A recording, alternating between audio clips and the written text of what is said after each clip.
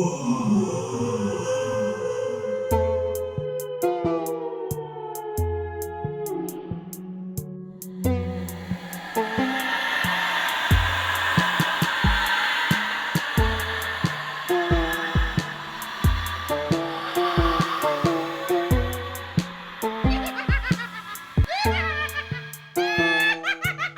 to the Horror Corner. I've Welcome. had too much Red Bull, so I'm curious to know where this episode's going. How are you, Elle? I'm good. I got yelled at by a lady with a baby on the bus today. Or what?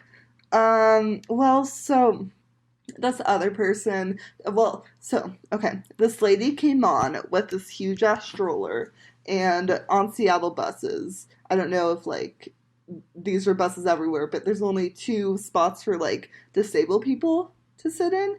And so this woman pulls in her stroller into the disabled spot, and then someone told her, you shouldn't put your stroller there. And then she yelled at them, and then I told her, no, you shouldn't put your stroller there. And then from them, we had a fight on the bus, she and I. Oh my gosh.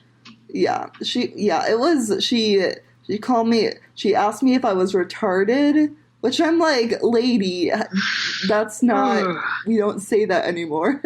No. She asked me if I was mentally ill. She was like, you're so stupid and disrespectful. I can't believe that you're telling me I should carry my baby in the rain. And I'm like, oh my God. Anyways, but I feel, correction, I felt really gross about that. And then I had some green tails. No, weed. I'm just going to say weed. What did I call it the other day? I don't know. The devil's lettuce? It was like the green something. I don't remember. Oh my gosh. Wait, was that it when we were drunk? I don't remember. Know. I know that you said something funny. Yeah, I'll have to figure that out and remember, Okay. But it'll probably come to me in the middle of the episode and be like, wow. Yeah. But yeah, so if I seem inebriated, it's because I am. Got it. And so I do use marijuana medically, but then it's I know the exact point wherein it passes its therapeutic threshold and goes fully into the recreational level. And that's where I am right now. Got it. Okay. How are you? God. I'm good. I had too much Red Bull, so here's the thing. I knew I wanted to do this story, and this is the perfect moment to segue into it. I knew I wanted to do this story, but I just... The what? The coronavirus? No. Okay, that's not true crime. Sorry. Go on. No. I mean, is a virus a person? No. So zombies. Oh, wait. Yes. Supernatural is my thing. I forgot. Yeah. Okay. Sometimes they overlap, which... We'll find out in another, how many episodes? 4 episodes? Wait, 4 episodes? Including this one? Wait. Episode 20 is going to be another crossover situation, remember? Oh, yeah. I was like, you're planning that far ahead, and then, yes, I really have established that. Yes. No, I never planned that far ahead. I don't even know. Okay. I haven't even started looking you know at, what story what you're going to tell on episode 10? Yes, we are going to do a crossover. Yeah. We should decide what that is. Yeah, we'll figure it out. Okay. After this, we'll do it. But I've been trying to figure out how I want to do this current story, because it's got a lot of, parts that come after it that I want to talk about, but then, obviously, that's not the crime. Yeah. A lot of it involves, media and things that have happened afterwards involving people who are not even involved with the, circle of crime that happened that inspired all of these things. So we'll get into it, but okay. We're going to jump in our time machine. I'm going to move my pen out of the way so I can turn the page, because I wrote physical notes today. Okay. Because I put this off for a really long time because I didn't know how I wanted to weave it all together. But I think I've done an okay job. I just did some finishing touches I'm a couple sure minutes you did ago. Great. I hope so. Yeah. But we're going to jump in our time machine. tell you how great you did, though, anyways, because I'm high. And it's going to be great. So. Cool. Okay. Jump in a time machine, and we're going to go to 1959. beep, beep, beep, beep. Perfect. Those were the buttons. It kind of sounded like a heart line going flat. Yeah, I was going to say either that or like a microwave. One of the two. Yeah. One is good. You know who else has a microwave? Probably, actually not. I don't know. Did they have microwaves in 1959? Who knows? It sounds like the kind of thing that was just coming out then, but I don't know. Right. Yeah. And this household may or may not have had the latest and greatest technology because they were a farmhouse, sort of. Wait, they were a farmhouse? They had, like, farmland. Yes. Oh, okay. Gotcha. Yes. Okay.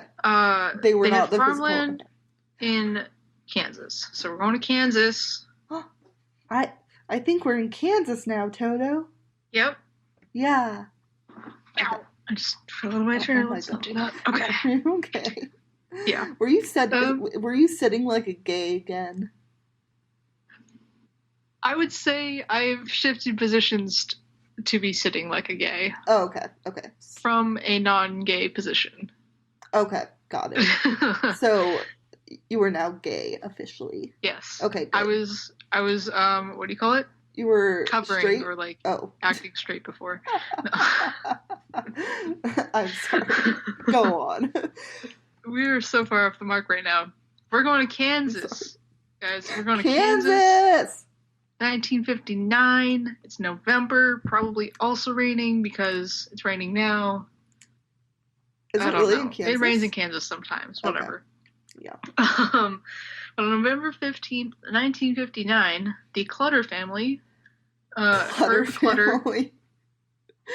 Clutter, as in there's lots of clutter on the desk? Yeah. Unless it's pronounced Cluter, which I hope not. I mean, no offense to people named Cluter. You do you. It's so funny. Oh my gosh. It's like our family friends, the Dingles. And my dad would call something that hung off of my dog's butt as a dingleberry. And then we met people literally named the Dingles. Oh God. Oh yeah. Okay. Sorry, I got us off track. Yeah, so we've got Herb, Clutter. Bonnie, his wife. Their daughter Nancy, who is 16, and their son Kenyon, who is 15. Kenyon? Yes. I'm sorry. I'm being so offensive right now to all the Kenyons. Okay. I will hold it together. Okay, go. The Clutter family also had two older daughters who had already moved out. Okay. So they didn't live there anymore. The Clutter family was found on the morning of November 15, 1959, murdered in their own home early in the morning. All had one shot to the head. Nancy was bound with a rope and killed in her bed, while Kenyon was found on a couch, also bound and gagged and shot in the head. Oh, no. As far as I know, Bonnie was only shot in the head, while Herb was shot in the head and his throat was slit. That's no good. He dead. No. Yeah, so police discovered they were victims of a break-in and determined that two men had committed the murders. Perry Edward Smith and Richard Hickok. Hickok? What? Well, you'll be more entertained to find out that he went by Dick.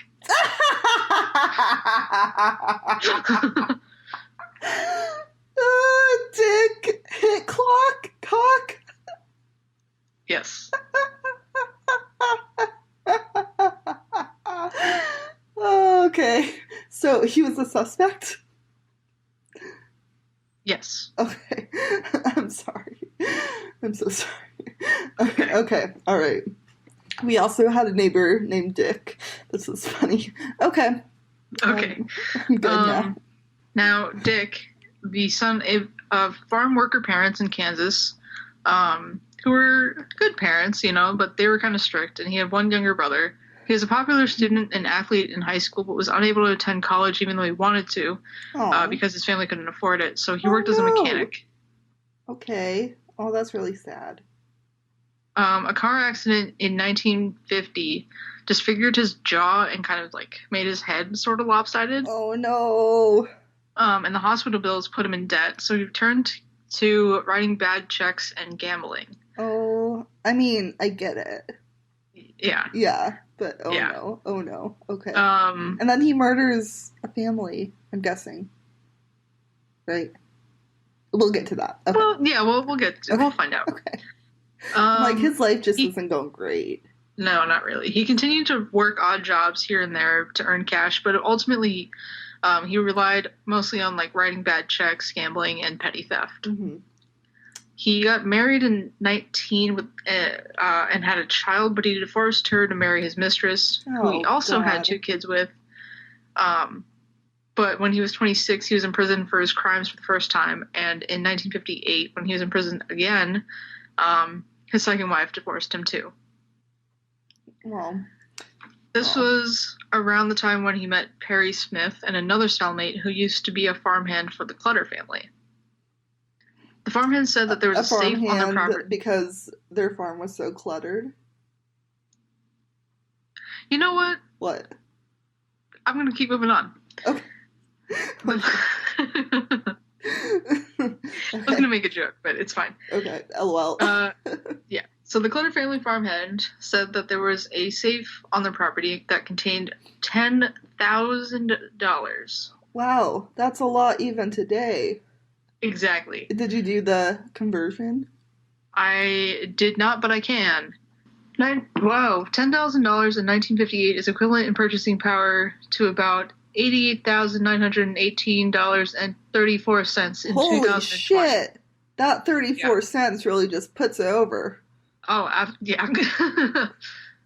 That's a lot of fucking money. I'd be able to pay rent for how many months? A lot of months. A lot of months, for sure. I mean, this is like the 1950s. They don't have credit cards, so people just kept cash on hand, right? So, Dang. But I mean, still, to keep like $88,000 in your house at all times, I don't know. Yeah. Yeah, wow. Yeah. So, yeah, Perry and Dick, right? Yeah. Dick and Perry were like, that's a hell of a lot of money. Let's fucking rob their house. So they ended up planning to rob and murder the Clutter family. Oh God! They like made the plan and everything before Dick got out of prison in August of 1959. Wait, so like, what was the motive for murder on top of robbing? Because isn't it usually like robbers don't go in intending to murder, but then they do, or is it really like that's why? We'll talk about it. Okay. Yeah, so they devised this plan before they got out, and then they ended up like kind of going their separate ways, and then Perry was supposed to meet up with someone with the former cellmate who worked as a farmhand, and then the farmhand apparently left for the East Coast the night they were supposed to meet up. Oh God! So like he ended up going to New Jersey the night they were supposed to meet up. So then Perry was like, "Welp," and met up with Dick instead. Okay. So Perry Smith was born in Nevada to rodeo partners or performers. I don't know. They're husband and wife. And they went by the stage names Flo and Tex. Flo, wait, okay. Like FLO. Okay, Flo like the Progressive Girl. Progressive Girl. I love the Progressive Girl. Yeah. Okay. They have a new Progressive Girl. In the new commercials during the Super Bowl, sorry, this is the Wednesday after Super Bowl Sunday. Is Flo gone? R.I.P. the Niners. Did they kill off Flo? I don't know if they killed her off per se, but now there's a new one who's like in all the commercials named Mara. Oh, I don't like Mara. I want Flo back. Well, God damn it. It's too late. They've already made their marketing decision. Yeah. They did a good job if we're talking about it on our podcast, I guess. Yeah. Okay. Yeah, so these rodeo performers actually moved their family to Juneau, Alaska in 1929, a year after he was born, where his father distilled whiskey for a living. Oh, great. Okay. His father also abused his wife and Perry and his 3 siblings. So in 1935, his wife took the kids and left him. Okay, good. Yes. Love that. Good for Flo. Powerful. Yeah, so Flo moved them all to, except for the husband, to San Francisco, California. But Perry's mom was an alcoholic. She died from choking on her own vomit in 1941 when he was 13. Oh, God. I hate that. Yep, so not a great start for Perry. It only continued to get worse. Perry and his siblings were put in a Catholic orphanage where allegedly the nuns abused him both emotionally and physically for wetting the bed, which remained a chronic problem throughout his life. Oh, no. Poor baby. He was also put in a Salvation Army orphanage at one point where one of the caretakers allegedly tried to drown him. Bad. What? Oh, God. Later in his teens, Perry reunited with his father, and together they lived across various places around the U.S. Sometimes he spent time in juvie, though, for petty crimes. And after he joined a street gang, is what that says. So he joined a street gang, and he did a lot of petty crime. So there was that. Got it. This was all before he turned 16. Oh, God. Because when he was 16, he joined the Merchant Marines, and then he joined the Army in 1948, serving in the Korean War. Oh, no. We don't need troubled young people in the Army. Don't need an army at all. Okay, so go on. But sometime, I think either right before he joined or a little bit after, his father committed suicide. No! And most of his family actually also committed suicide. Like, we know his mom died of alcohol-related things. Yeah. But I think his 2 brothers also committed suicide. I think it was his brothers. Oh my gosh. But basically only his sister. Being so prevalent in a family. Yikes. Yeah, so, only his sister remained. And she ended up breaking off any contact with Perry. Mm-hmm. Oh, God. Okay. Perry received an honorable discharge in 1952, after which he stayed in Tacoma, Washington, working as a car painter. That's too close to us. Well, don't worry. Okay. They will move far away. Okay, cool. He bought a motorcycle with his first paycheck, but lost control one day while riding in bad weather. Of course, Tacoma, it's raining. Like, oh, no. Yeah. You know, like obviously. It is right now. Yeah. And after his accident, he spent several months in a Bellingham hospital. Okay. Which is like 3 to 4 hours north of Tacoma. Mm-hmm. Yeah. He not only suffered from chronic bedwetting throughout his life, he also suffered from chronic pain in his legs after the accident. Ooh, for which he ended up taking like a lot of aspirin. Okay. Wait, aspirin? Yeah, he just took a lot of aspirin to control the pain. I totally expected opioids or something. No, he just took a lot of aspirin. So, like I said earlier, Perry, Dick met up with Perry in 1959 after they were both released from prison. And they ended up deciding to go through with the robbery and murder plan that they had come up with. Mm-hmm. So on November 14th, 1959, the two drove out to Holcomb, Kansas, and entered the Clutter family home late that night. Okay. They found an unlocked door and searched the house for anything valuable, especially the alleged safe containing $10,000, or almost $90,000 today. Oh, God. Yeah. But they were unable to locate the safe, so they woke up the family and asked them about it, but there was never any safe. I'm sorry. The way you said that sounds like so benevolent. Like they just woke up the mom to ask her. But I'm guessing it was more. How would you feel if you knew there was $88,000 sitting somewhere in this house? Like, I mean, I'd wake up the family too. No. I'm like saying that it sounds like a nice relative like waking up their loved one to to like Santa coming in and being like, "Hey, I left you some like, presents. Hey, where's the tree? I got some presents the Grim for you, Reaper but I coming in can't and being find like, it. Hey, it's time to go." Yeah, but like they're like intruders. Yeah. So it's like, hey, Martha, can you tell us where the safe is? So sorry to wake you up and kill your children. Yeah. So unfortunately, there was never any safe. So that's that. Where was there even that much money? Nope. Shit. Yep. Okay.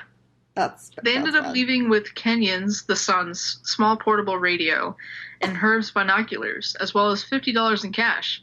But apparently, Herb was someone who preferred to pay by check, so he never carried any large amounts of cash on his person. Oh, that is pathetic. Other robbers, I mean. Like, yeah. Wow. Yeah, they really didn't do their research. No. Yeah, and they kill people for that. They kill a whole family for that. Like, what the fuck? Yeah, so their whole thing was that they didn't want to leave any witnesses. Yeah.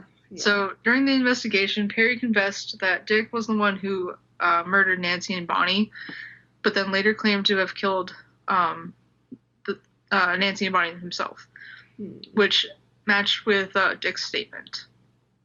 They both refused to testify in court, which led to a lack of official record of what happened to Nancy and Bonnie. Okay. So even though it's on record that this happened in this way, it's not like, it's never been like, what do you call it? Testified. I don't know, like when you, like notarized. Oh. Yeah. Okay. Yeah. Which is kind of unfortunate. Yeah, that is sad. Ultimately, they ended up admitting to burglary and the murders, and both of them were executed at the Kansas State Penitentiary on April 14th, 1965.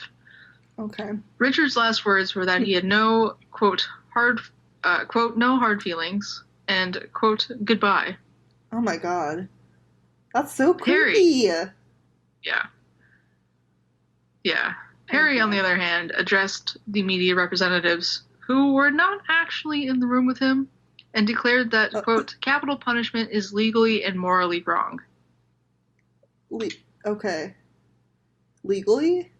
Legally and morally wrong. Okay, well, I got you there on morally, dude, but... Yeah. Well, he murdered people. Yeah, that's true. I know, I go back and forth on capital punishment. Yeah. Yeah, but anyways. Because it's like, if you hear that, like, the bad guy died, you're like, yay! But then if it's like, would I be the one to flip the switch? Like, no. Right. Yeah. Anyways, we don't have to have a moral discussion about capital punishment. Okay. Okay. Yeah, so while Perry was imprisoned waiting for his sentence to be carried out, he was thinking about the morality of capital punishment. No, I'm just kidding. Oh, God. I thought you were serious. Jesus. No. While he was waiting for the sentence to be carried out after the Clutter family murders, he befriended an author who had taken special interest in the case, Truman Capote.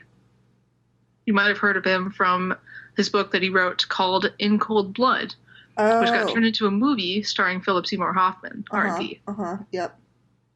I haven't seen it, but I know of it. Oh, it's very good. I actually have it on DVD. We should do that. Yeah, we should meet outside podcasting. Oh my gosh. Okay, cool. It's official. We have a plan. Okay. Okay. Yeah. So actually, something that's interesting is that, of course, DNA wasn't a huge thing back in the 1960s, 1950s. It wasn't a huge thing. Wasn't, I feel like at this point people knew about it, but they didn't know exactly how to extract or, like, compare, right? Yeah. I guess it was at least a thing. Yeah, okay. Yeah. So, with the advent of technology and being able to, like, verify things with DNA and everything, police weren't able to, like, officially say that Richard and Perry were, like, the ones. Super, like, they did this thing. Okay. Number one, because I think, like, they were very obviously there, testified outside of court, I don't know if they signed statements after being questioned, because at some point Perry refused to sign any sort of documents saying that he didn't kill Bonnie and Nancy himself. Okay. Wait, so he wouldn't sign anything that he wouldn't sign any sort of confession. Oh, okay.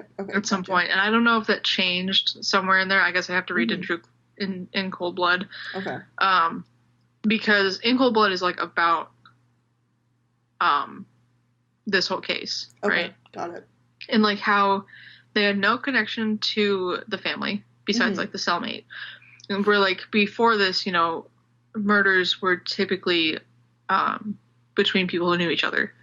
Yeah. And like that's why serial killers have always been sort of like the ultimate, we don't know what's going on in their brains, because a lot of times it's people that they don't know and they just go around doing it, right? Yeah. But it's like this always been this like mysterious sort of, what do you call it? Motive, right? For like, why would you kill someone you don't know? Yeah, for sure. Like a lot of it just hadn't. It blew people's minds. Like people just can't figure it out. Yeah. They also. Yeah. Okay. So, I bring up DNA and stuff because 50 years after the murders, no, I'm sorry. 50 years after they were executed in 1965, 50 years later, they decided to exhume the bodies because they wanted to test DNA for a different case that they might have been murderers in. Wait, so they exhumed the bodies of the criminals? Yes. Oh, okay. To test their DNA to see if it matched for a different case in Florida. Okay. That had taken place, I think, like a month later from the Clutter family murders. Okay. And they had been questioned about it before they were executed. But I don't think they ever, like, said anything that was super conclusive. Okay. Gotcha. Like, they did a polygraph, but that didn't really change anything. Yeah. So, when they exhumed the bodies of Perry and Dick, they were able to test the DNA. And unfortunately, since like they didn't make any efforts to preserve any parts of their DNA or their bodies, like in such a way that would preserve the DNA in their bodies, they weren't able to find like a complete match between either of them with samples from the crime scene. Got it. So they were never like officially like confirmed that they were the people who did that crime, but they do remain like two of the biggest suspects in the case. Got it. Okay. But so that's the story of the Clutter family and Perry and Dick and Truman Capote / Philip Seymour Hoffman, R.I.P. Okay. Cool. Yeah. Yeah. Kind of a all-around mess. Yeah, very messy. Yeah. I feel like I've seen is this case on ABC 2020? Do you know? Because probably. I feel like I've heard of it before. It must be. I feel like it has to be because Philip Seymour Hoffman, when he passed away, a lot of news people covered like his life and things that he's in, and they probably talked about In Cold Blood and stuff. Yeah, so. Got it. Okay. Well, R.I.P. I don't know if that was insensitive. Anyways, well, cool. Murder is bad, but cool. Is it my turn now? I guess it's my turn now. Do you want to take, like, a quick break? Yeah. I just need to gather my thoughts. Yeah. Spook me. Okay. So, I did the Grim Reaper last week, right? I was so fascinated by it that I decided to do another version of the Grim Reaper tale. One that is different and kind of answers your question of like, why can't death be nice? And the answer is, why can't death be nice? That's the title of this episode. Why can't death? I didn't even mean to be funny when I was saying that. I mean, sometimes so that's funny. The best. Sometimes that's the funniest. I know. I was trying at other points to be funny, but I don't know how successful that was. I guess it all fails to... Anyways, death... well, the answer is that death might not be nice, but at least he's not... Or they aren't cruel all the time. Right? So, yeah. So we are going to talk about the Malach... I don't know how to pronounce this, but I started with such confidence. The Malach HaMavet, which is the angel of death in Judaism. And and in Islam, the angel of death is called Azrael. So just for a gauge there. So I found it interesting. And I wanted to do this episode because in Judaism, the angel of death is an angel and not like this like force that can cause death. They're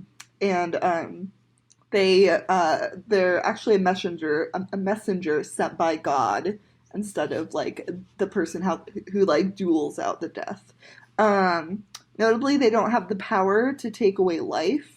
And I'm going to refer to death with they, them pronouns for this episode. Okay. Because I strongly believe that death is agender, because I don't think that death would have enough time to deal with gender, you know? So I mean, this is a thing where, like, you know, if death has to go find someone's face. Yeah. Yeah. Then. Death has no gender until they take someone's face. Mm-hmm. Wait, and what do you mean by takes their face? Never mind. It was a callback from last episode. Never mind. What? Take their face? What? No. What was it? I'm going to be wondering. I was going to write a short story about a Grim Reaper who needs to take someone's face. Oh, yeah. Oh, yeah. Yeah, that was so good. Okay, wait. Can we try that again where I get the reference? Oh. I mean, I don't know if I can recreate this. Okay. LOL. That's fine. I don't even remember what I said. I can't either. Oh, okay. Well, we'll just leave that in. Okay. Yeah, but death does not have a gender, so they got it for the angel of death. Sounds good. Yeah. And so the angel of death, and I'm not gonna say the Hebrew name because I can't say that right now. Okay. So I'm just gonna say that the angel of death is found in rabbinic literature and folklore, but not really in the Bible as much as. Well, like there is an angel of death in the Bible, but not as much as in Jewish folklore. Judaism is like very clear about death, like not having the power to kill people because only God has the power to kill people, and like there's a strong rejection of polytheism. Before we rejected that, like death might have been like a death of God, but now they have been kind of reduced to the level of messenger. There's a practice in like Jewish folklore of pouring all of the water out of pots and other vessels because there's this like image and belief in folklore that when death comes into a house, like they will dip their sword in the water and poison it. Which I think is just a very weird and also like such a distinct image, and low-key I love it. Yeah, I mean, when you go to church, like a Catholic church, you dip your fingers into like a bowl of water. Yeah. And you like do the sign of the cross at the door. Mm-hmm. So I think that's a weird similarity. Yeah, for sure. Yeah, and like that's kind of like a conception of death is like it goes like back even before Judaism was really a Judaism. It was really like what it is now. So it like encompasses a lot of pagan / Christian beliefs too, which is cool. I think that it survived this long. But Simply interesting. Yeah. So there was this historian, Maimonides, and he was just like a lot. He's so extra. And He's just a lot. I'm not that into him, honestly, but he demythologized he basically myth busts the idea of death poisoning the water, and says that death is like the human psyche's like life denying and evil force. So like it's something within humans that we want to deny ourselves and each other life through evil, which I think is wild. I still don't think I quite understand. Yeah. But that's okay. Okay. Well, like that like the angel of death like represents the human psyche's life denying an evil force. Like the evil within us, kind of, that destroys things. Does that make more sense? I think I'm trying to connect this to dipping the sword in the water. Doesn't have anything to do with that, or I missed a point there? Yeah, like this historian like it rejects like that kind of like folkloric image of death as like death being like an actual thing. Or okay, with the sword in the water. Yeah, like that kind of like myth. Maimonides is trying to reject it and say that death as a figure isn't actually real, but it's... Oh, so there's nothing that can dip its sword into the water. No, yeah. Yeah. Okay. I think I'm going to have to listen to this back while I'm editing and figure that out in my brain, because none of it connected. It's okay. Okay, sorry. We're good. He was like ancient historian. So he was operating back in the time where people were actually like practicing this ritual. Okay. Well, I'll figure it out. It's fine. Okay. Cool. I'll text you when I figure it out. It's like the patio furniture and That's Why We Drink. LOL. Took me fucking 70 episodes to figure that out. Oh my god. RIP. I can't even believe. Oh, okay. Yes. So in certain traditions, Satan and the angel of death are the same thing. And like Satan in Judaism is more of like an evil inclination versus like an actual demon that's gonna come kill you, sort of thing. Also, I really like this. In Yiddish, you can call a man with destructive and violent tendencies an angel of death, which I think is so fascinating. Accurate. Okay, I like that. I don't know if that's modern or not. I mean, you could claim that like doctors. What? You can claim that like doctors who kill their own patients, that's kind of chaotic, and yeah, that's very true.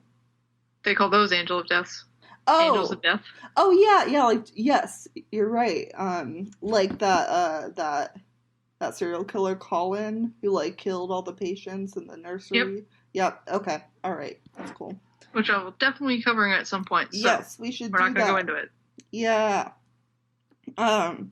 So one example of death as a story is, so in the story Passover, God sent the angel of death to take the lives of the firstborns of the Egyptians, and death passed over the homes of Israelites that had lamb blood spread on their doorpost. So that's one example of like lamb blood. Okay, I heard land blood. And I was like, is blood it like of the land. Land sharks versus sea sharks? Are there people who live out in the ocean, like in Waterworld? Like they only come to people who are not from Atlantis? I don't know. Oh my gosh. No, got it. Yeah. They sacrificed a lamb and then spread the blood on their doorpost. Okay.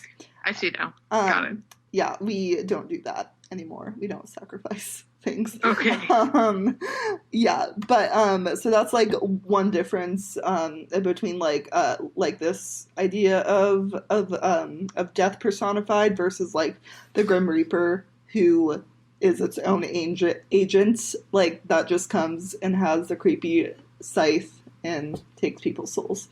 Mm-hmm. So death is also known as the destroyer and the bringer of ruin, which is very dramatic, I think, but I kind of like it. I mean, absolutely.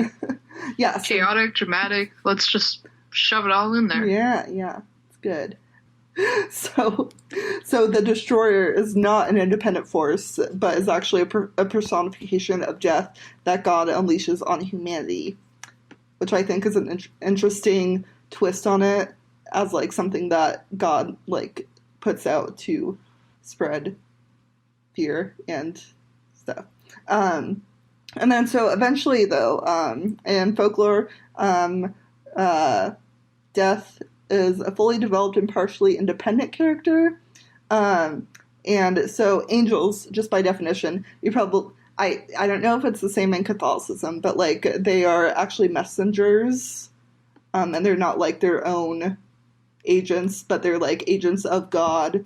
So like they do the thing, but technically God is still the one like orchestrating it. Is that the same in Catholicism? I don't know. Yeah, I mean, there's some angels that are messengers, but I don't know if all of them are necessarily messengers. Like all squares are rectangles, but not all rectangles are squares. Yeah. There was this quote that I love from the Jewish Virtual Library that says, an angel has no more free will than a fax machine.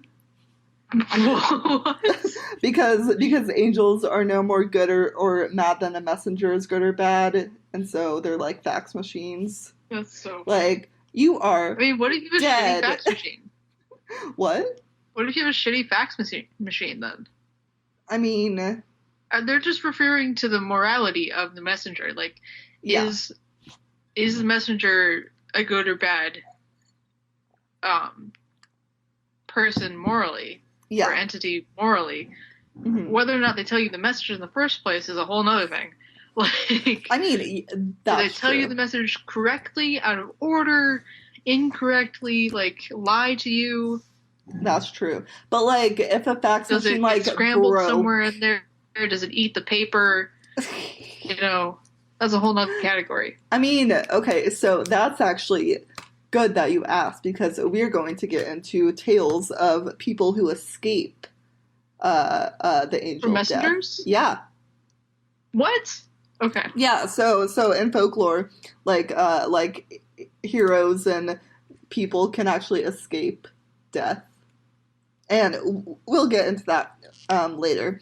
But so we went a lot into what's their secret? I'll tell you. You have to wait, though. It's not like a secret formula? No, it's like, well, maybe. I just want a tonic. What are the 3 ingredients in the tonic? What tonic? Is this I'll a give Sims you reference? $88,000 for a tonic that will help me escape from death. Oh. Oh my god. I mean, there is an herb that can help you escape death. An herb. Is it avocado? I mean, probably. So I have to turn into a hipster to save myself from death. Maybe. You need to make a lot of avocado toast, dude. Yeah. Yeah. But, so, last episode, I was really fascinated by like the symbolism and the imagery of death, so I kind of I tried to look up the angel of death and their appearance in this tradition, but I can't stick it down as much. So I'm just gonna read off a list of possible images. Okay. And some of them are vague, and this is a quote from the Jewish Virtual Library. They are full of eyes. Oh. Yeah. I don't know if they're just, like, made of eyes, or, like, what that means, or if that's metaphorical, but full of eyes, so... Things that have more than 2 eyes, unless it's, like, they're supposed to, like spiders, have always creeped me out. I don't know why. I know. I mean, they creep you out. Like, something with, like, not... 4 arms. Like, I can get around that. That's fine, for some reason. Like, humanoid figures with 4 arms, fine. Yeah. Humanoid figures with 3 to 5 eyes... Not great. Anything more than that, I will be like, no thank you. Goodbye. Why is that so scary? Because that's terrifying. I have no idea. Oh. Yeah, it's no, yeah. Like 1 eye, I can take that. That's fine. I don't know why it has to be more than 2. No. Well, I don't know why that makes me squeamish. I mean, it makes me squeamish. I think it's just like so it feels so unlike humans, so it feels unnatural. But just like, why not one eye? Yeah. I don't know. I mean, it's like potatoes with eyes, terrifying. That's a bad joke. We'll cut that out. What? No, don't cut it out. People need to see you for who you truly are. A dad. Okay. A gay sitting dad. A gay sitting dad. Oh my god. Okay, so the angel of death is full of eyes, of judging eyes. Okay. That's even worse. Can you imagine a potato with 4 eyes that are judging you? Judges you. Yeah. From the middle of your kitchen counter, like. Worst nightmare. Oh my god. Death can also be a diligent reaper. An old man holding a sword, dripping poison into the mouths of mortals. Nope. So that's just so specific. Like, who the fuck came up with this? It's almost too specific. Like, they really just. It's like, did this actually happen to you? Like, they really wanted to sell it, so there's too many details, and now it just sounds like a lie. Did you take some LSD in 40 CE? No. After Common Era, and you saw a man dripping poison into your mouth? Like, what the fuck? Someone was high on something. Definitely.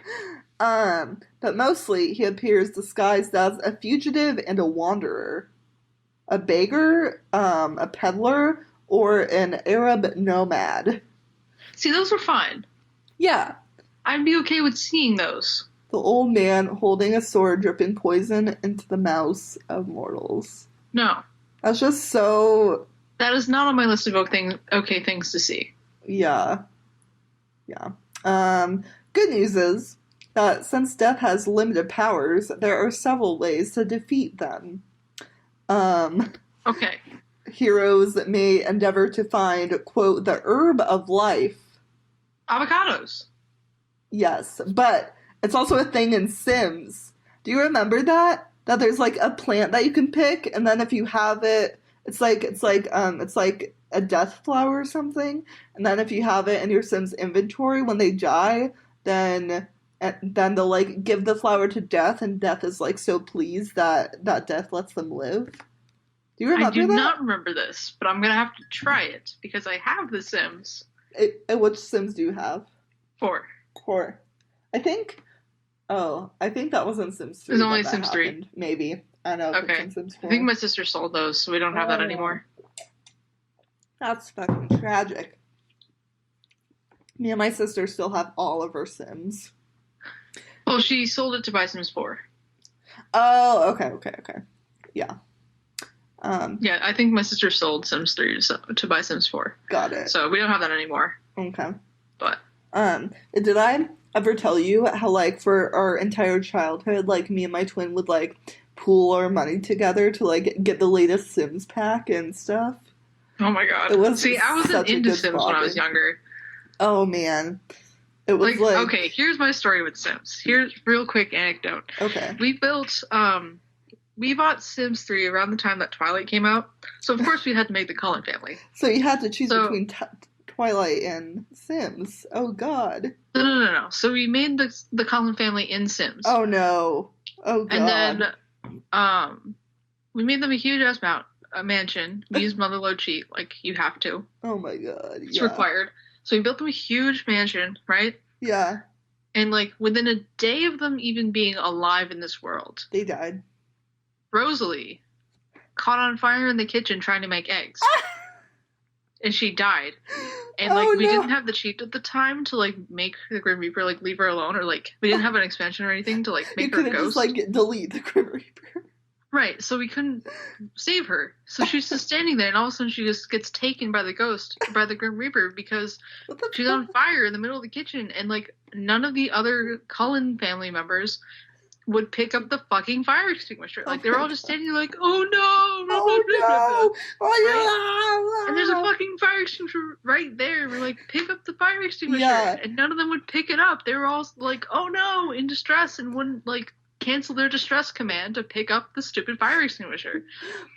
What was the sound that they made in confusion? Like, huh, Azaza? Ah! Exactly. Yeah. So we ended up making a second Cullen family that lived across the street. And we're like, okay, finally, we got Rosalie back. Everything's fine. But then the Bella from this side of the street fell in love with the Edward from the other side of the street. We're like, no! Wait. The two Edwards fell in love? No, Edward and then Bella. Because gay marriage wasn't a thing in Sims 3. Oh my God. But the thing is, like, even if it was a thing, like, the Edwards are, like, you can't marry within your family, so it wouldn't have worked out anyways. Like, they were actually, like, platonic siblings in Sims 3 in this scenario.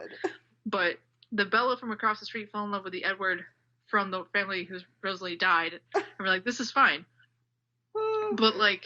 Absolute forbidden it's not supposed to work out that way. Like, Edward from this side of the street is supposed to fall in love with Bella from this side of the street, and this Bella is supposed to fall in love with Edward from this side of the street, but they fell in love with the wrong households. Oh no. It's like Romeo and Juliet. Two households. Like, fuck. Yeah. But I guess it works out, because I mean, they still fall in love with the right person, technically. It's just from the wrong household. It's Twilight, but with doppelgangers. Yeah, so then sometimes we log in and we play with one family, and then the next day we log in and play with the other family.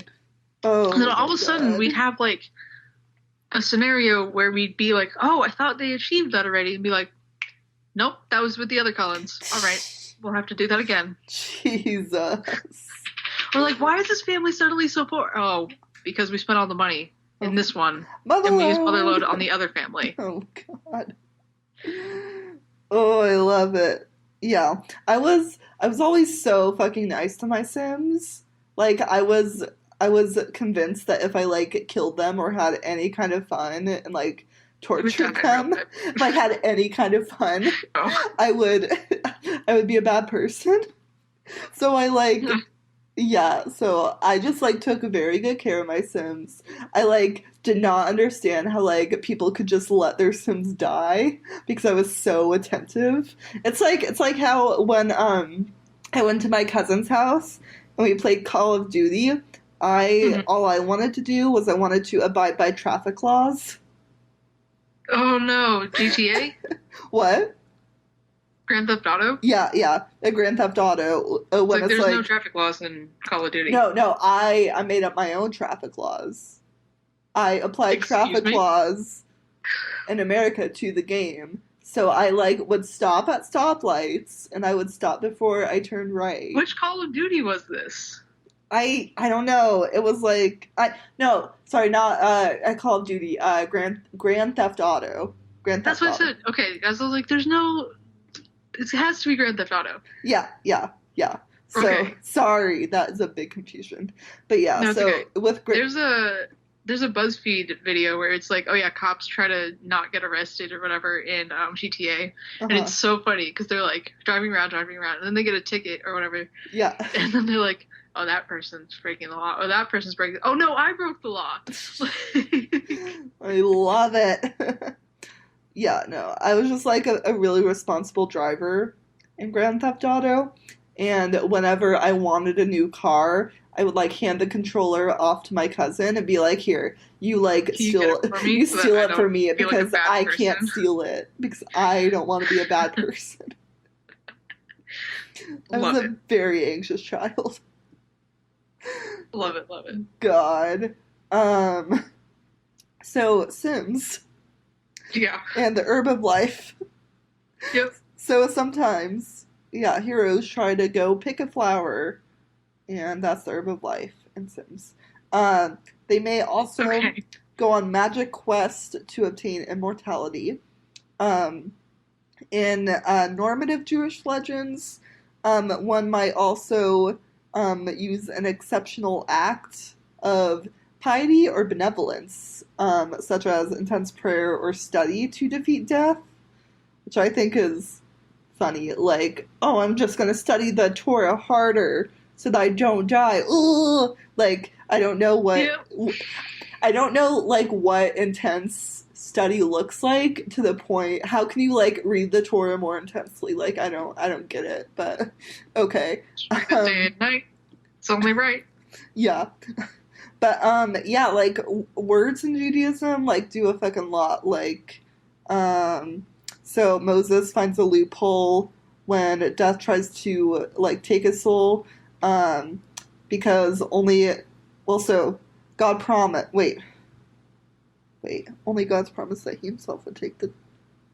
Oh, okay. I'm good. So, in Torah. Wait, is this? Yeah, this Torah.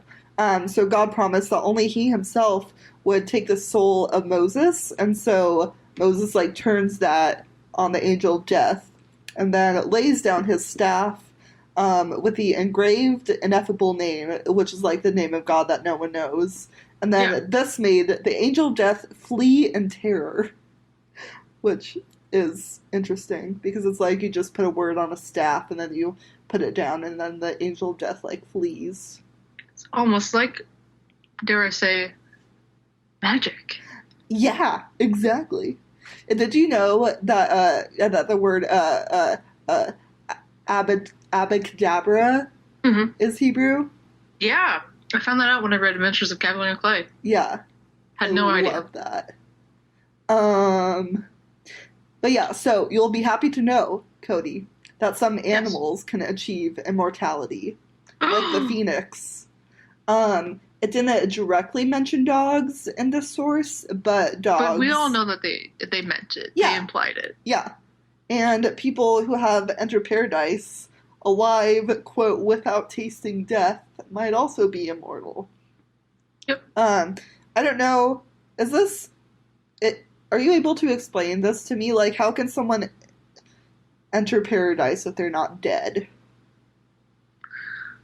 I don't. Is that a thing? In your line of work? No. Line of childhood work. Religion? The Catholic Church. Oh my god. Oh. It's mostly funny because I haven't been in church in like years at this point, except for Christmas. Well. I don't know, because the whole thing is like, during communion time when we like have the host or whatever, the Eucharist, they're like, and we think of this bread as Jesus, who has fallen asleep in the hopes of rising again. Who has fallen asleep? In the hopes of rising again. Yeah. Okay. So it's like not like he's actually dead, right? How does Jesus fall asleep if he's already dead? Well, that's the thing. He's not actually dead. Oh, okay. Because he's just fallen asleep. Have you ever like thought about like what if Jesus's grave was just robbed and that's why we think about resurrection? Like, oh no, where did his body go? But really, it's just like grave snatchers. Thing that's happened. Like people have quote unquote disproven Jesus's existence or rising, whatever. Because it's not like they had posters of Jesus around. Like anyone could have claimed to be Jesus risen again. Yeah. Yeah. But mostly like, I mean, I don't know if that's like an actual historical theory. The actual historical theory is that his tomb was robbed. Oh, that is the... Oh, okay. One of them. That's the historical theory. Okay, got it. Like instead of like a religious interpretation. Yeah. Yeah. I don't actually know. I mean, if you were a grave robber, that would be a pretty good excuse. Like, I don't know where the body is. Oh, he resurrected. That'd be like an airtight alibi. For sure, yeah. I saw him walk off. Yeah. Oh, God. I mean, that's the thing. Like, there's witnesses, right? Like, there's two disciples that were witnesses, and it's just like, sure. Okay. I wasn't there, but I don't know. That sounds like a whole bunch of hullabaloo to me. Yeah. Oh, good stuff. Okay. Do you want to hear about how to also, defeat. Once again, don't take any of my sort of like rambling about the Catholic Church. Take it all with a grain of salt. I'm in no way educated on this. Like, yeah, no, same. This is from what I've observed in my lifetime of. Yeah, same about me talking about Judaism. Like, I do research for this specific episode, but I had a whole list of corrections from last episode. I can't remember single one of them. It's okay. Oh, what was your question? I coughed. Sorry. I had a whole list of corrections from last episode for my story or whatever. Really? Or like everything that I literally said. Like they're not like huge corrections. It's just things that I just like. I said this, but I also want to add, and I can't remember a single one of them, so we'll just move on. Oh no, yeah. But if you feel like correcting me on Catholicism and all of that, anyone who's listening, please send us an email. Yeah. Also, totally correct me. Call us on our bullshit. Just correct us all on religion because. Yeah. I never studied this like officially besides like what I took in college. Yeah. I've only just had a lifetime of osmosis. A lifetime of Moses. No. What? Oh, osmosis. I thought that's what you said. I was like, oh, that should be the title. A lifetime of Moses. No. Osmosis, like Osmosis Jones and absorption. Oh, okay. Moses, yeah. A lifetime. Please write that down. That's another alternate title. Love it. A lifetime of Moses. A new Lifetime movie. I mean, I fucking love Moses. He's cool. He's disabled. Is he? Yeah. He has he had a speech impediment. Oh. Remember? He was like, I don't think I'm fit to tell the people, God. And then God was like, oh, but I chose you. You're gonna fucking do it, you asshole. And then Moses did it. Well, good for him. Yeah.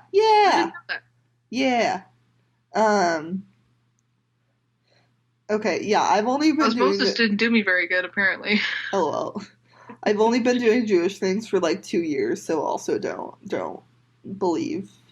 I mean, believe like some things I say, but like not. Don't believe the wrong things I say, right? If you know it's wrong, just email me. Yeah. Don't even tell us. Just forget everything I said about email us if we're wrong. Just let us be. Yeah. We're building our podcast on lies. This is all about lies, and an episode in season 24 will come out as, suckers, we made this all up. Yes. Yeah. Do you want to hear about 3 narratives of how to defeat death, Cody? This is what I came for. Okay. This is the only reason why I'm here. Okay. Cool. Not for, like, the historical background that I gave or anything. No, not for Moses, not for history. I just want to know the secret of life. Okay. So, you can defeat death by deception. Since death is not God herself. Or I should say the secret of eternal life.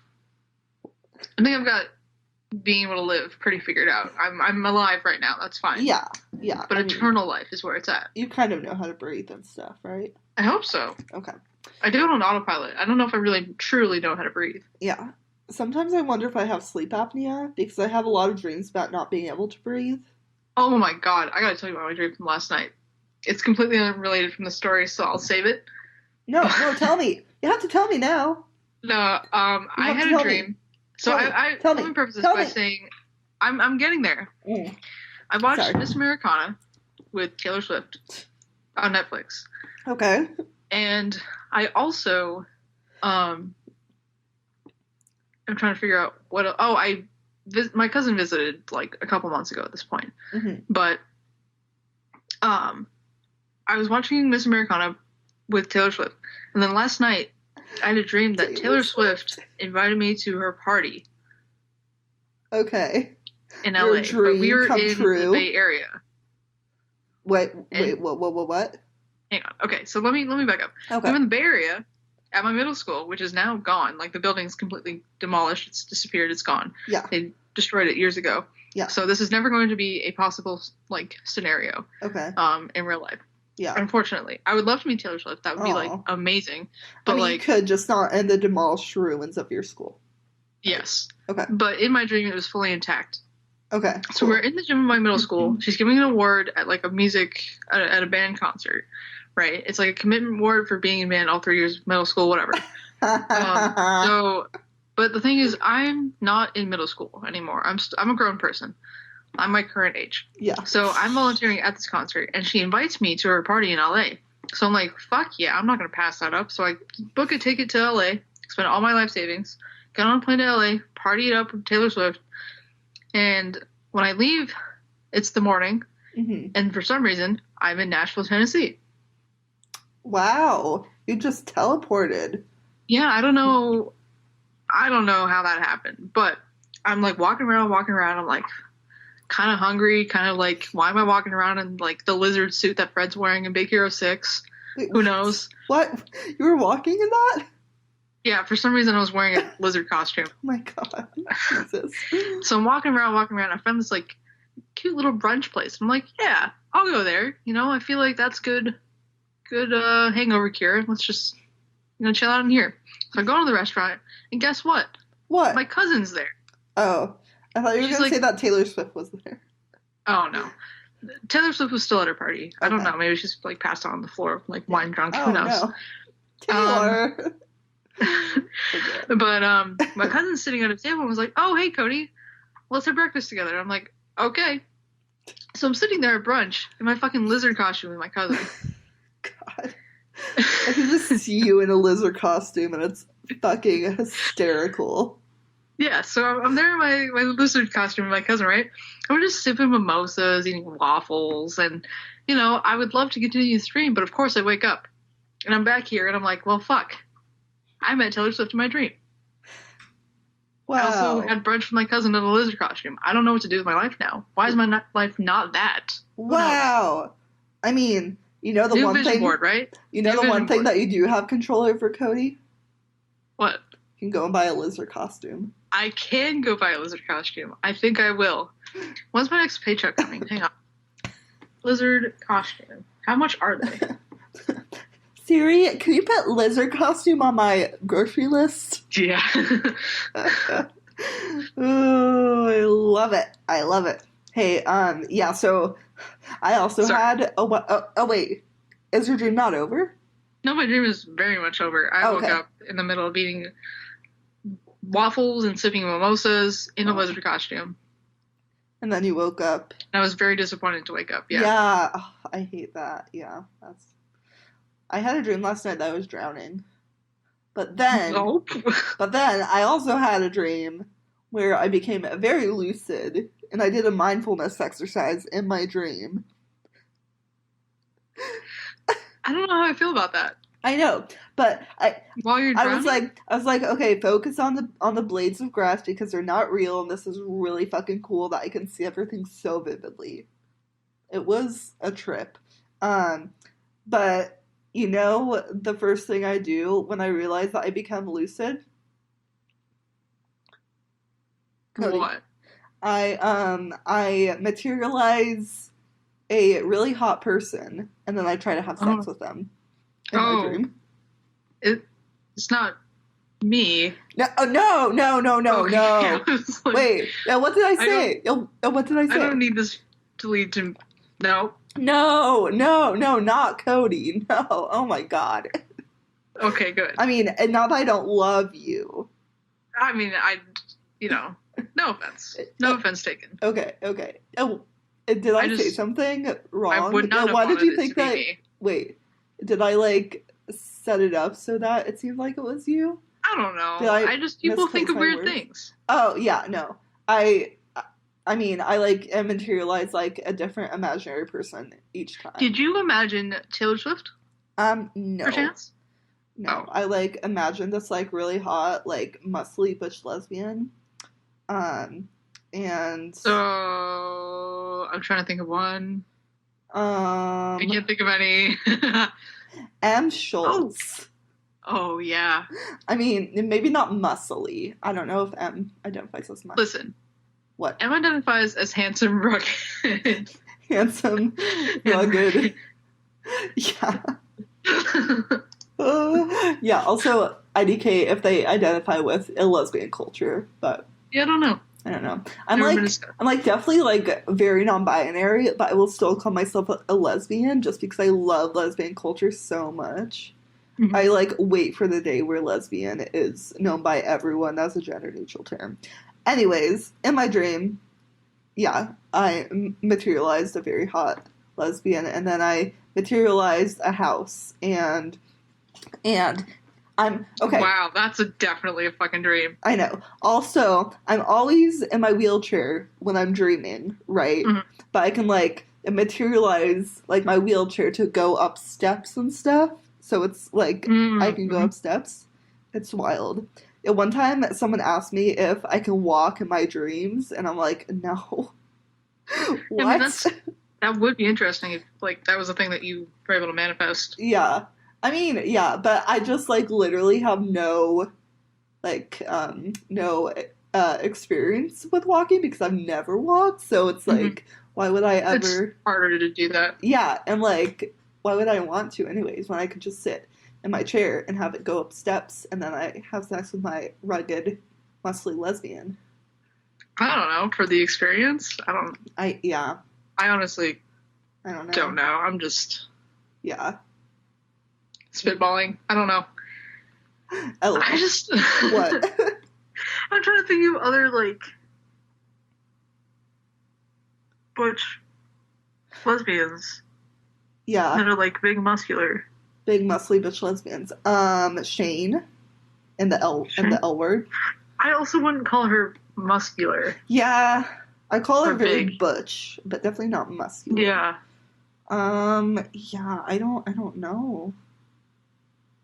I God, the fucking L word. Oh, wow. Yeah. I haven't watched that in so long. I know. I, like, tried to watch it again, and then it was really sad, and I'm like, wait, this isn't healthy relationships. Like I just want everyone dies, to be nice to each other. Wait a second, I didn't sign up to watch Rent. I know, and there's so much, like, abusive relationship stuff. Yes. I'm like, no, I don't want this. I want my gays. Yeah. I want them happy. I want them to, I mean, that's why I'm surprised that, like, it did so well for so long. Like, it's not a healthy relationship in that there is no healthy relationship in that show. No, I know. And, like, that's what I thought it would be when I tried to rewatch it again. And I'm like, oh, no. There's not a single healthy relationship in that show. Oh, I know. Maybe there was just, like, such slim pickings that, like, the gays had to latch onto something, so I don't know. I don't know. I mean, it is pretty hot, honestly. Like, there's a lot of sex in that. Yeah. But, I mean, also they had to appeal to straight people somehow. Like, straight people... have you ever seen a sitcom? Have you ever seen Grey's Anatomy? It's the same thing. Yes. There's not a single healthy relationship in that show. I know. Straight people just love unhealthy relationships. I don't get it. What? I know. Have you watched Sex Ed, though? Sex Education? Yes. Oh, I love that show. All the healthy relationships, especially in teenagers, top notch. So good. I'm like almost halfway through season 2, so no spoilers. But I will not. I'm so excited. Yeah. Cool. So Death. Moses and death. Sorry, because Jesus hasn't. A lifetime of Moses and a death of the L word, I guess. Yeah. Yeah. R.I.P. both. Yeah. Okay. So, we were talking about how to defeat death by deception. Right. Okay. So, since death is not God, people can escape death by tricking them. Wow. So in, like, these kinds of stories, death is often portrayed as stupid and blundering, often like an ogre, which I think is very offensive. Fascinating. As a lover of Shrek. Mm-hmm. Very offensive. Mm-hmm. There are a lot of stories when where they're tricked into missing the opportunity to take a mortal soul, which I think is funny. Also, I didn't have time to look up, like, examples of this. Also, they weren't readily available, so I'm going to have to go through my Yiddish folklore book and give an update about specific stories for this one. The second narrative, Death. Death is actually the hero, and Death is the cruel and disgruntled, like, protagonist of horrific and magical tales. Like, there's a lot of stories about mortals who will stumble upon death and accept them, be submissive subjects. There was this rabbi in the Talmud, Rabbi Naaman.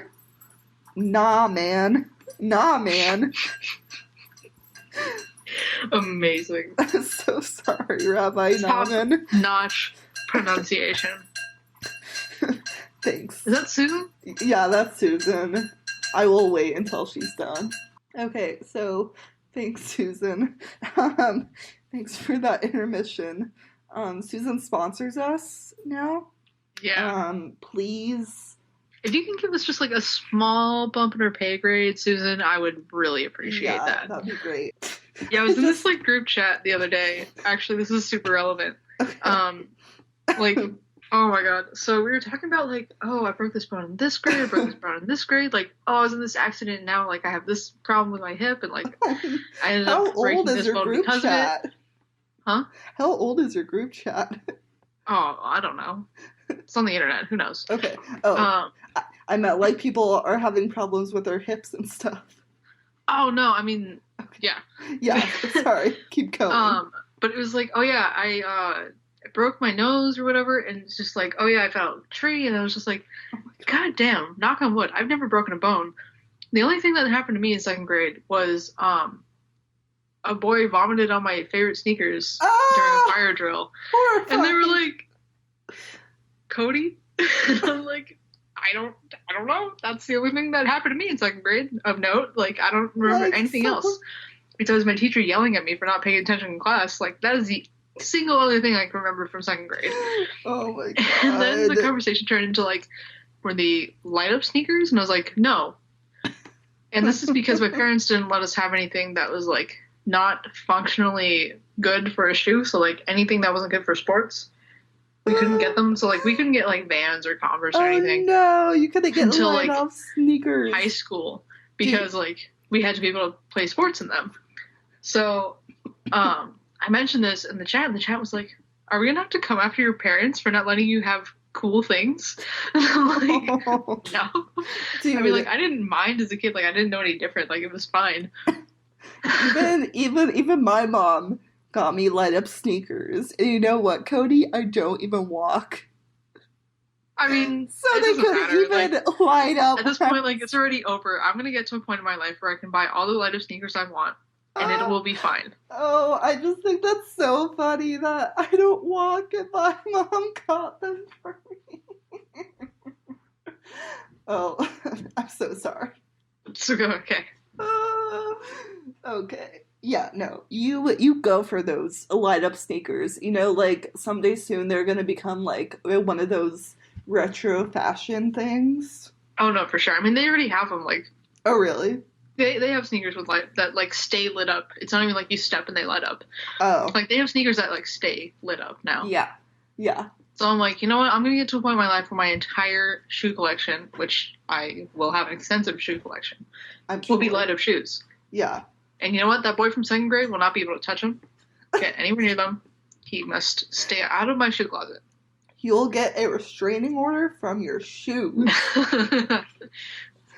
Oh my god. Yeah.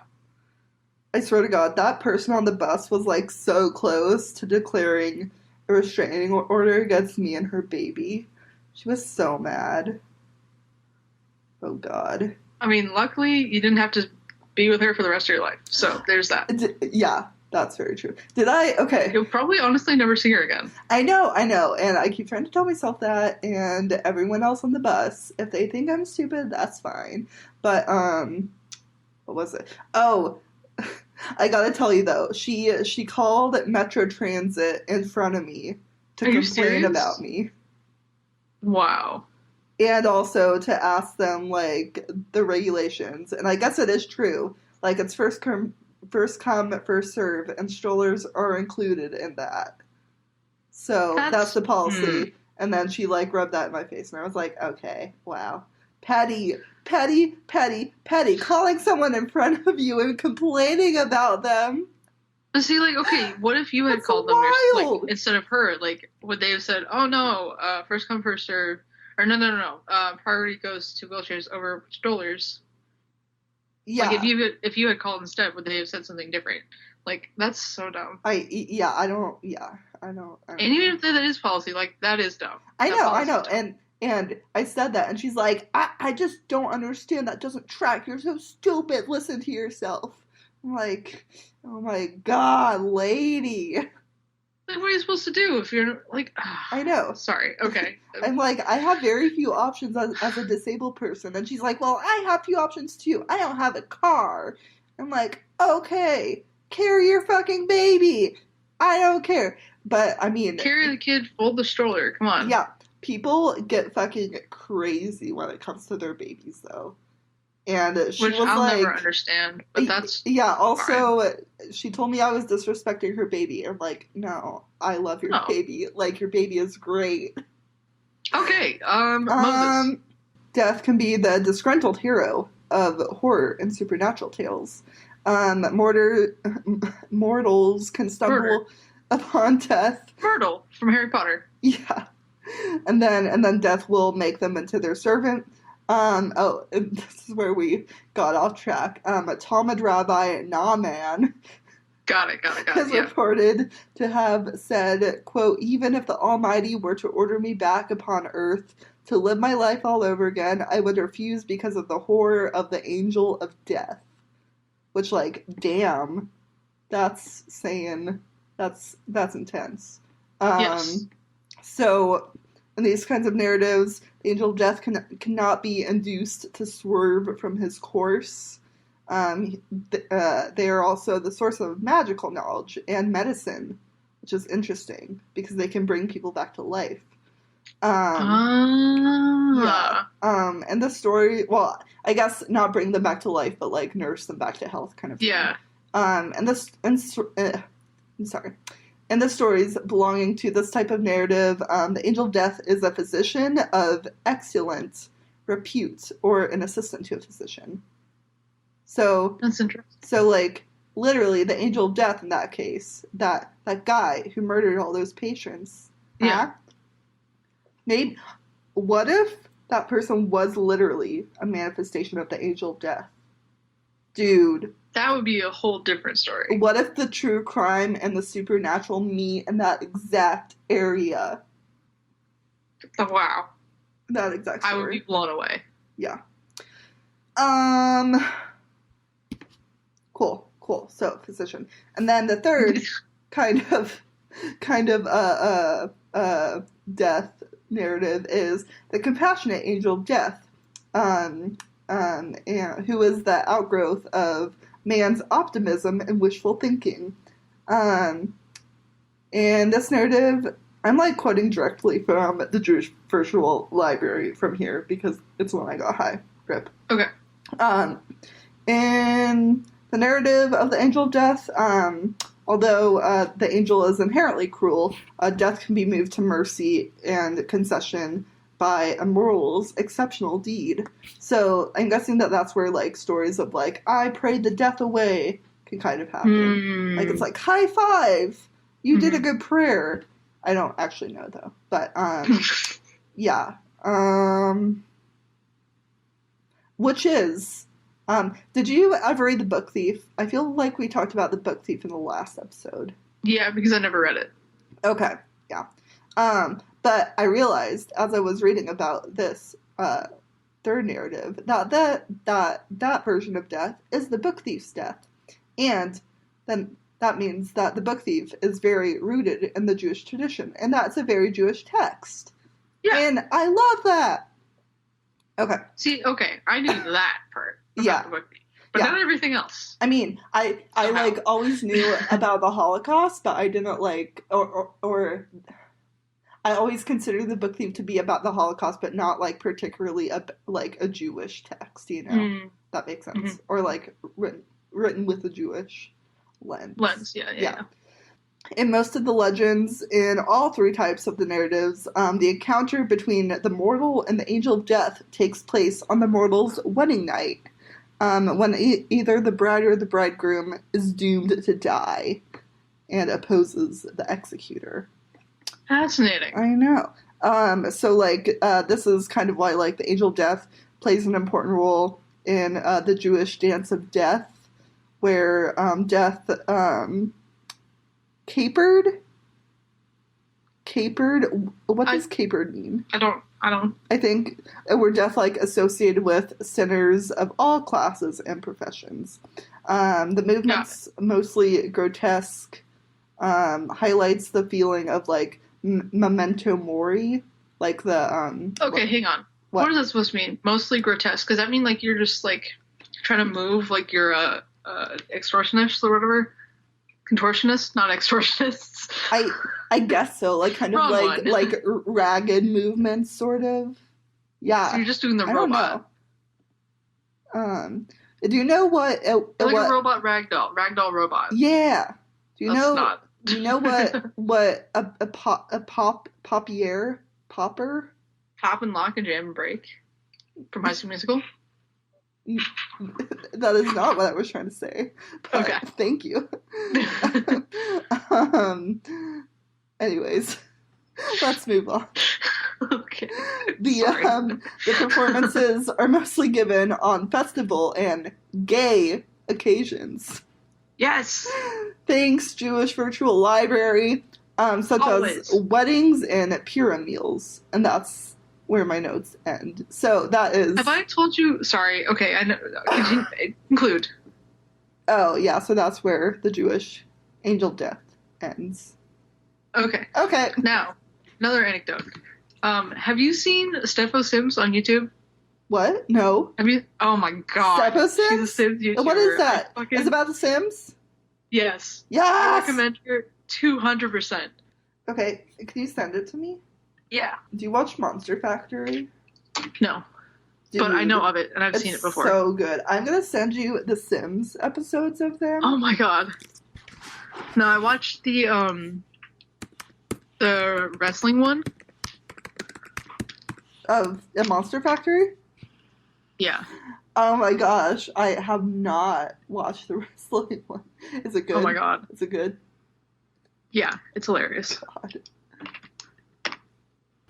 Okay, before we go too far down this rabbit hole, should we close it out? We should close it out. Okay. So that's our stories. Cool. I really enjoyed your story. Thank you. I really enjoyed your story. Wait, oh no, can you send me it on YouTube? What? You send me it on YouTube. Who am I? God, I'm an 8-year-old man. Sorry, I sent it to you on Facebook. Yeah. Well, no one communicates through YouTube anymore, Cody. Yeah, there's not even like a messaging system. Oh, God. You know what you can't message us on, though? What? Gmail.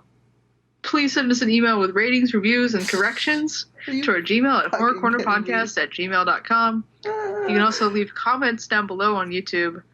Or, if you're listening on, like, Audio Boom or Spotify, or maybe one day iTunes, you can review us there. That'd be cool, too. But yeah, you can also find us on Twitter at Horror Corner Podcast, on Instagram at Horror Corner Podcast, and you can find our personal socials around on the internet. Yep, Patreon at Horror Corner Podcast. I don't know. I plugged my socials at the beginning of this series. I can say them again, I guess. I don't... The thing is, Elle, you don't have any socials that you want to share, so I feel kind of like an ass, like, trying to just plug my own. How about we also plug Susan's? Yeah, Susan's you can plug Susan's. What's Susan's Instagram? Snoozin, Susie, Susan, because someone stole Snoozin' Susan already. How inconsiderate. I know. But yeah, she's very cute. You will also see the face of my ex-girlfriend on there, but that's fine. Scandal. Scandalous. I know. You can find me on Twitter at Cody. She goes with the aesthetic. Yeah. Anyways. You can find me on Twitter at GoCody. You can find me on YouTube at OddCubePunk. And that's, I think, all the things that I want to share. Elle, what do you have to say? I have a word of the day. You do? I do. Enlighten me. Okay. Well, okay. Let's say word of the week, since this is a daily thing. Word of the week is psychopomp. You know what a psychopomp is? I don't know. Psychopomps are creatures, spirits, angels, or deities in many religions whose responsibility is to escort newly deceased souls from the earth to the afterlife. Their role is not to judge the deceased, but simply to guide them. So think of if Susan were could see dead people and she could escort you to the afterlife. Susan would be so good at that. I'm just thinking, so like, non-judgmental. You said they're called psycho what? Psychopomp. It's like a weird ass word for this. Yeah, because I don't know. I think, like, personally, like, I think about psycho whatever, but like it's of the mind, so it's like guiding their minds down there. Exactly. But you also said like they don't judge you, like where you should be placed or whatever. Yeah, I wonder. But also that prefix makes me think of like, oh, they're, I don't know, psychoanalyzing you. Exactly. It sounds like a psychoanalytical. Like, yeah, but I guess they're just leading your mind is kind of the context that you're supposed to think about, not like their psychoanalysis. Well, here, I'm gonna look up the etymology of it because I feel like it sounds very Freud, doesn't it? Yes. Oh, it means soul conductor. Okay. So it still kind of sounds. Yeah. Like, psyche actually means soul. It doesn't mean mind in Greek. Oh, so, that changes things. Okay. Yeah. So it's soul conductor. That is actually a beautiful... Yeah, I like that. I like that, soul conductor. Yeah. So go find a meme on that. No, I'm just kidding. Go find someone... Well, oh a shit. Soul conductor meme? Oh my god. Oh my gosh. Also... That just sounds iconic. Soul conductor meme. I was going to go find a psychopomp, but then that would mean that you're dead, so don't. Yeah, no, I'm okay, If you see one, tell it, can you come back, like, in 60 years or something? Yeah. But anyways, I want to share that because it's a really fun word. Yeah. Thank you. All right. Well, I think that's going to do it for us. Thanks so much for listening, and we'll see ya, or talk at you next week.